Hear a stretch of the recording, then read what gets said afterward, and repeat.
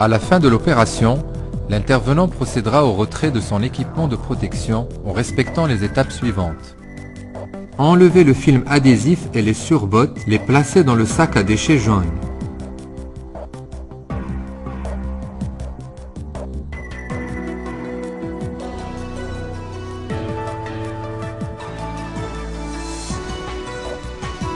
Le film adhésif qui recouvrait les gants sera également placé dans le sac à déchets jaune.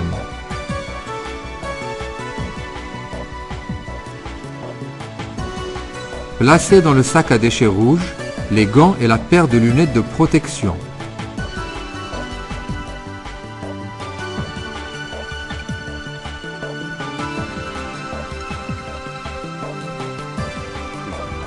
Ôtez la combinaison en veillant à ne pas mettre en contact la face externe de cette dernière avec les vêtements internes de l'intervenant.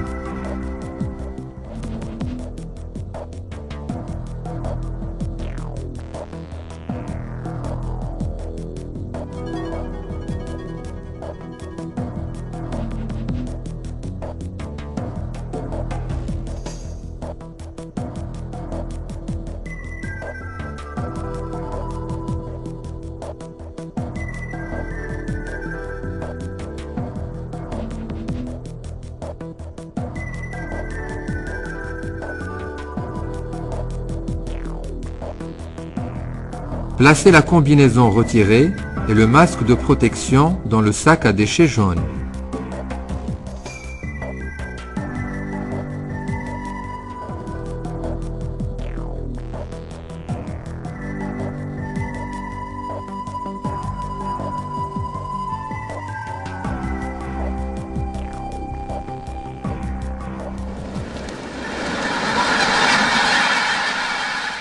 En cas d'intervention dans un bâtiment d'élevage infecté ou suspect, une étape de passage par un pédiluve s'imposera à l'entrée et à la sortie du bâtiment. Les pédiluves sont normalement mis en place par les agents du ministère de l'Agriculture. Le pédiluve est constitué de 2 bassins, illustrés ici par ces 2 bassines. Le premier contient uniquement de l'eau, le second correspond au pédiluve proprement dit et contient de l'eau additionnée d'un désinfectant. Leur profondeur doit être d'au moins 10 cm.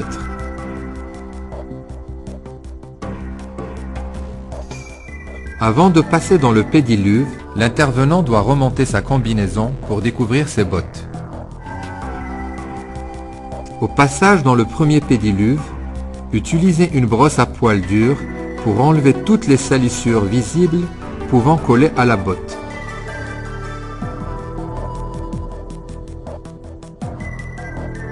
Au passage dans le deuxième pédiluve, les bottes doivent être trempées à une hauteur d'au moins 10 cm et pendant au moins 30 secondes pour laisser agir le désinfectant.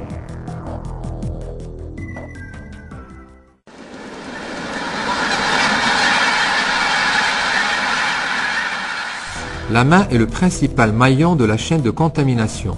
Le virus de la grippe aviaire peut être manuporté, c'est-à-dire qu'il peut se transmettre par un contact avec les mains. Il faut donc diminuer le risque de contamination par un nettoyage fréquent dès qu'il y a contact avec une surface potentiellement contaminée, inerte ou vivante. Le port des gants ne dispense pas du lavage des mains. Le nettoyage comprend le lavage des mains. Il pourra être suivi ou non d'une antisepsie. Nous aurons à notre disposition du savon liquide, un rouleau de papier essuie-tout pour le séchage des mains, une poubelle à pédales munie d'un sac à déchets. Prendre un morceau de papier essuie-tout et ouvrir le robinet. Tout en gardant ce papier dans les mains, délivrer une dose de savon liquide dans le creux de la main.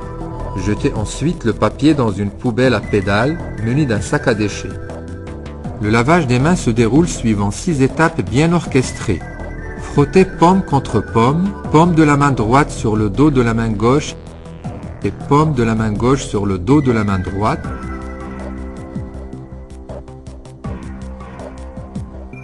Paume contre paume, doigts entrelacés. Dos des doigts contre la paume opposée avec les doigts emboîtés.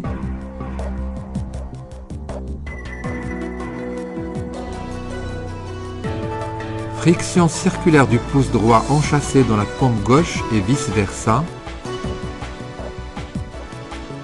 Friction en rotation et en mouvement de va-et-vient, les doigts joints de la main droite dans la paume gauche et vice-versa. La durée minimale du lavage des mains doit être de 30 secondes, sans compter le temps de rinçage.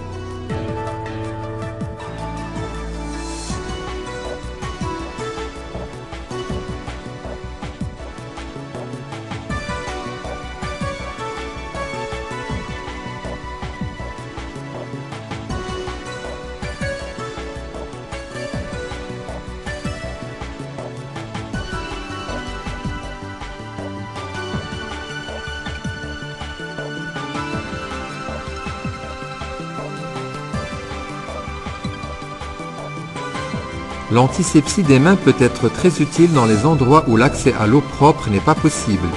Toutefois, elle ne remplace pas le lavage des mains. Elle fait appel à une solution hydroalcoolique appelée Manugel. Versez 3 ml de gel dans le creux de la main en exerçant une légère pression sur le flacon Manugel. Se frotter les mains en suivant toutes les étapes précédemment vues lors du lavage des mains. La friction se poursuivra pendant au moins 1 minute.